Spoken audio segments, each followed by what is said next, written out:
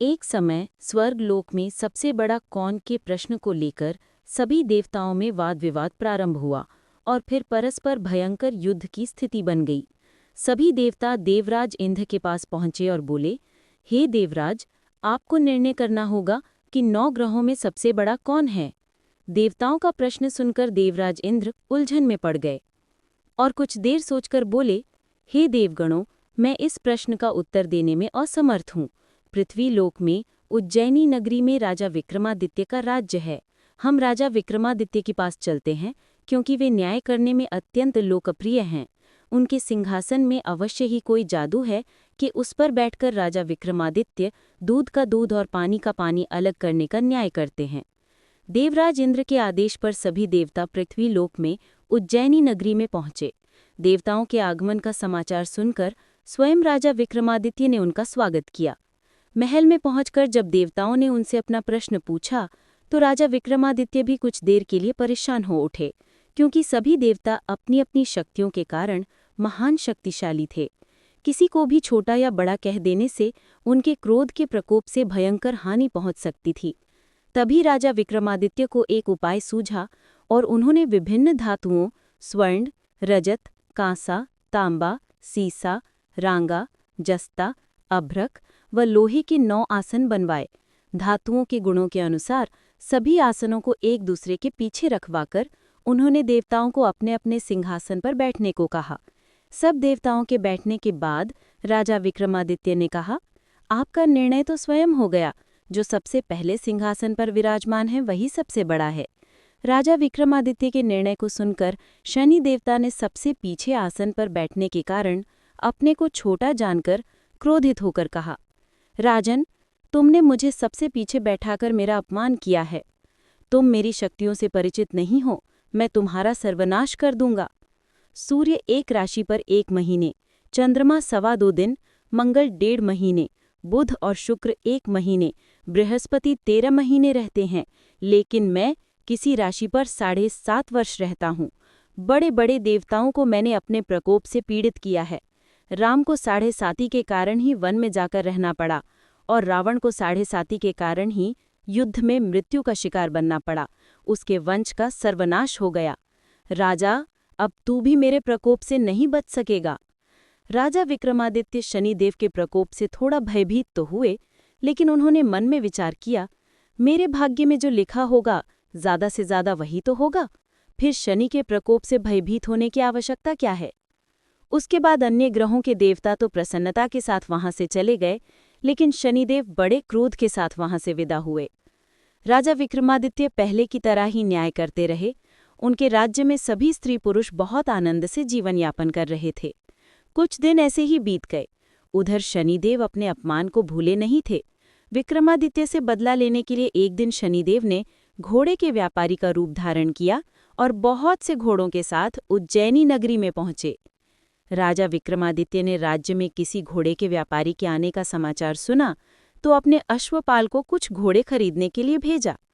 अश्वपाल ने वहां जाकर घोड़ों को देखा तो बहुत खुश हुआ, लेकिन घोड़ों का मूल्य सुनकर उसे बहुत हैरानी हुई। घोड़े बहुत कीमती थे। अश्वपाल ने जब वापस लौटकर इस संबंध में बताया तो राजा ने स्वयं आकर एक सुंदर व शक्तिशाली घोड़े को पसंद किया। घोड़े की चाल देखने के लिए राजा उस घोड़े पर सवार हुआ तो वो घोड़ा बिजली की गति से दौड़ पड़ा। तेजी से दौड़ता हुआ घोड़ा राजा को दूर एक जंगल में ले गया और फिर राजा को वहां गिराकर जंगल में कहीं गायब हो गया। राजा अपने नगर को लौटने के लिए जंगल में भटकने लगा, लेकिन उसे लौटने का कोई रास्ता नहीं मिला। राजा को भूख प्यास लगाई। बहुत घूमने पर उसे एक चरवाहा मिला।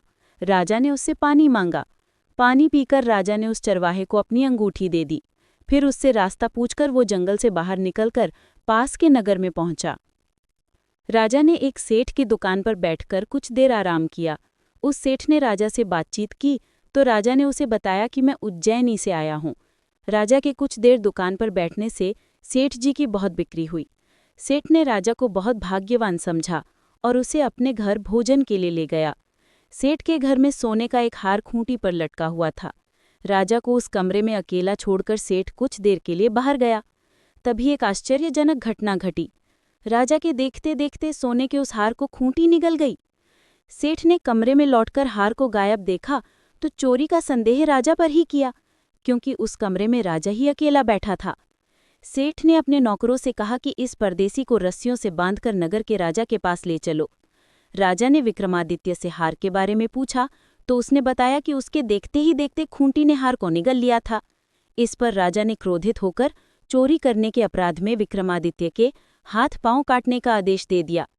राजा विक्रमादित्य के हाथ पांव काटकर उसे नगर की सड़क पर छोड़ दिया गया।